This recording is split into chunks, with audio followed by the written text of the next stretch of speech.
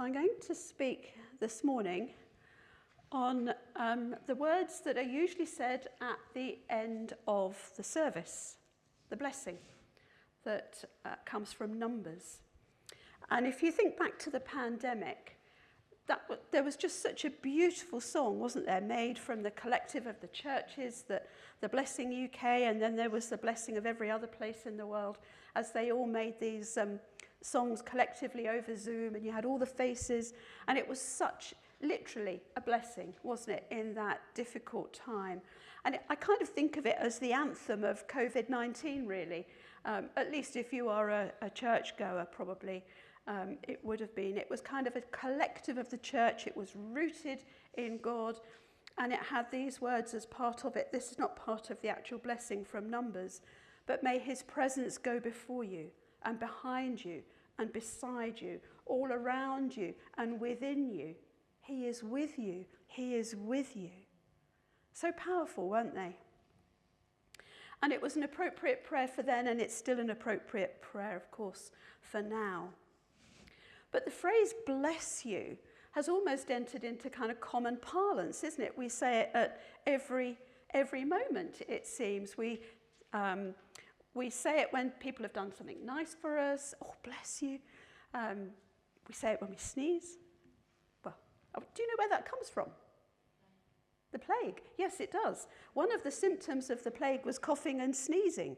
And one of the popes, Pope Gregory I, suggested that after somebody had sneezed, you say, God bless you, because it might just protect you from catching the plague.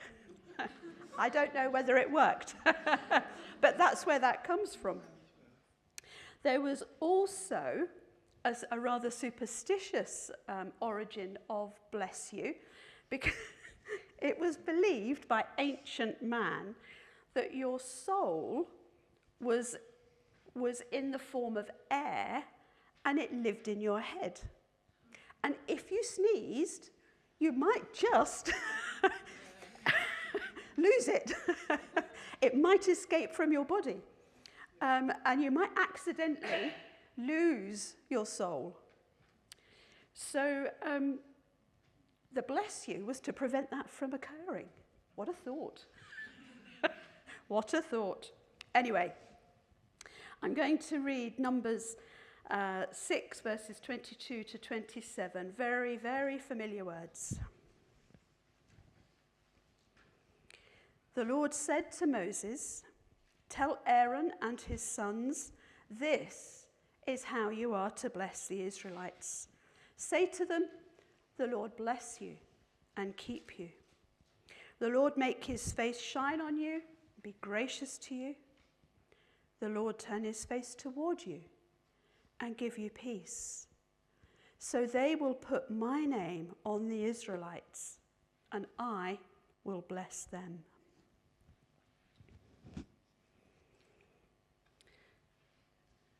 It's a lovely, lovely blessing, isn't it? But have you wondered ever what that means? Make his face shine on you, turn his face towards you. In the older versions, lift up the light of his countenance upon you. What's that about? Well, let's explore it. The first thing I think you notice is that the repetition of God's name. The Lord bless you. The Lord make his face. The Lord turn his face towards you. The repetition of this name, which is usually, at least in the original, would have been Yahweh or Jehovah. And that is the expression of God's name that has within it that sense of intimacy and closeness. So this is God revealing his character in that intimate, close way that is wanting to do something for his beloved people. And although the blessing was given to Aaron and his sons, it was actually personal to the individuals that it was given to. So when it is given at the end of a service, it's personal to you. It's not just a blessing for the collective, it's a personal blessing for you. And blessings in the Jewish tradition were very important, very important. And they say prayers throughout the day that are blessings for all sorts of things. And they kind of thought that to bless and be blessed was a real conduit for the spiritual life. It's not a bad way to live, is it? And somebody wrote that giving a blessing is to bring the divine into the mundane. That's lovely, isn't it? To give a blessing is to bring the divine into the mundane, into the ordinary, into the everyday. Well, the blessing's written in 3 parts, so I'm going to look at each of those parts in turn. The Lord bless you. In the Hebrew, it actually means the Lord kneels before you to give you a gift. The Lord kneels before you to give you a gift. And you might well be sitting there thinking, that's the wrong way round. Shouldn't we be kneeling before him? But the sense is, in the same way that when you are a mum and a dad of a little one, or an auntie or grandparent, what do you do with the children? You get down on their level, don't you? You get down to them so that you can hug them, play with them. You don't tower over them. You come down to them. And that's what the blessing means. God comes down to us to be with us, to give us a gift.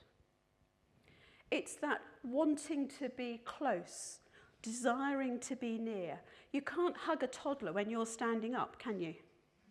Or you either have to lift them up to you, or you have to go down to them. And that sense of blessing, that's what it means.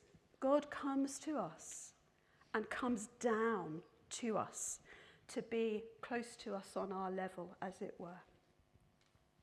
The first blessing, the Lord bless you and keep you. The Lord bless you and keep you. So we've got the Lord coming down to us, kneeling down on our level and keeping us. And it speaks of a shepherd building a barrier, building a kind of a thorn hedge to protect his sheep who are in the fold. So the first blessing is a blessing of protection to keep you safe. It's that kind of holding of the sheep at night. That's the sense in it. Literally, a hedge of protection to keep you safe. So the first blessing is a physical one. It's a practical one. The second blessing, the Lord make his face shine upon you and be gracious to you. Or to show his favour to you is another way that can be written.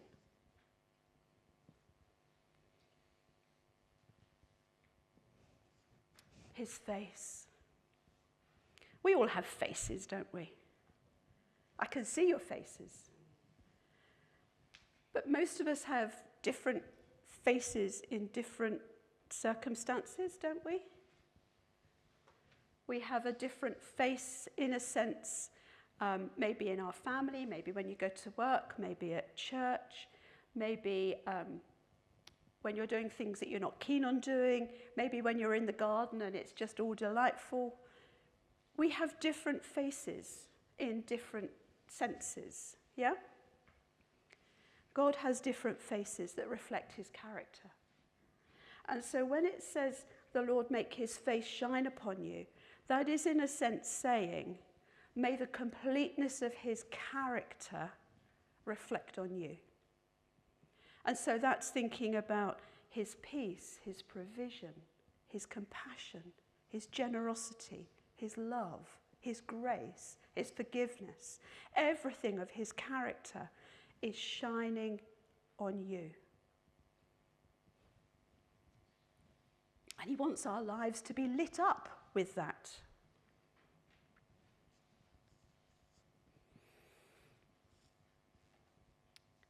And the shining of his face, the shining of his character on us, is to give us his favour. His favour. And that's not because you deserve it, although some of you, all of you, might well deserve it, or not. It's not because we deserve it. It's because he wants to give it. Undeserving, deserving, he wants to give it. The Israelites, as you know, spent a lot of their time turning their back on God, didn't they? But God said, come back to me and I'll bless you. Always. When you turn back to me, I will bless you. And that's how he is with us, isn't it? We get things wrong and God says, come back and I'll bless you. I'll forgive you. I like the definition for favour of demonstrated delight. Demonstrated delight. You know what it's like when you give someone you love a gift and they are delighted with it. What happens to them? They light up, don't they? Ah, just what I wanted. And that demonstrated delight is another kind of phrase for his favour. And so he shines his demonstrated delight on you just because he loves you so much. So much. So the second blessing is, in a sense, an emotional one. He shines his character on us to bless our inner being.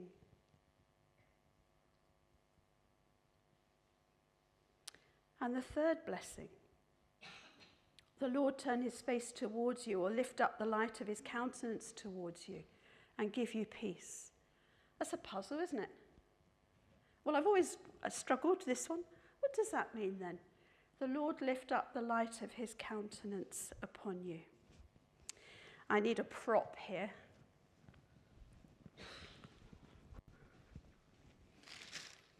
And I've had to borrow Ellie.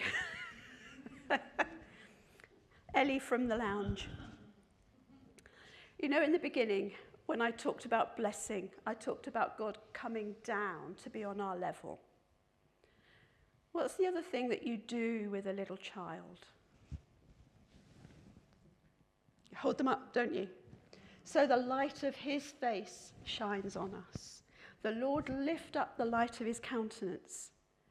It's like he swings us up into the air with such delight, and his face shines up to us because he's got us.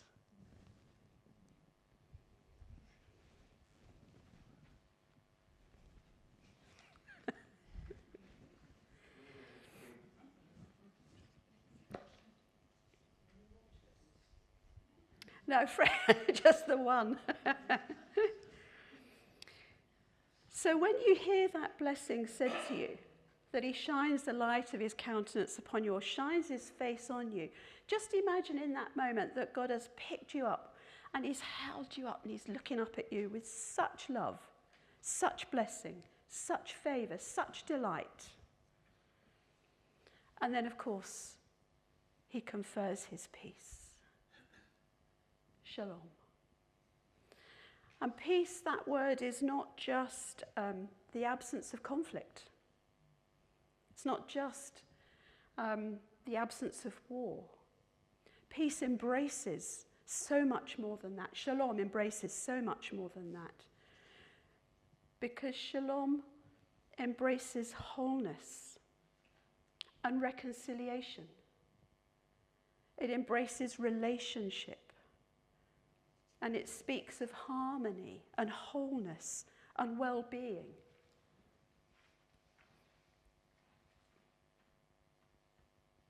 It speaks of peace in the midst of the storm, not just the peace after the storm has settled. Shalom is a huge word. And that's what God confers on you. It actually means he gives it to you. He confers it. He lays it upon you.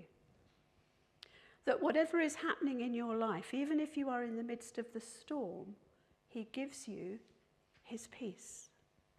And within that there is the hope of healing and wholeness, as I said, reconciliation, growth, flourishing, that's in there too, blossoming. So if I was going to translate this blessing into those meanings that I've just said, Yahweh will kneel before you, presenting you with gifts, and will guard you with a hedge of protection. Yahweh will illuminate the totality of his character and his being towards you and bring order and comfort and sustenance. And then he will lift you up and shine on you everything that he has. And he will set in place all that you need to be whole and complete. That's shalom. And of course, that's a spiritual blessing. So this blessing from Numbers has within it a blessing for the physical, for the emotional, for the spiritual. And that in itself is wholeness, isn't it?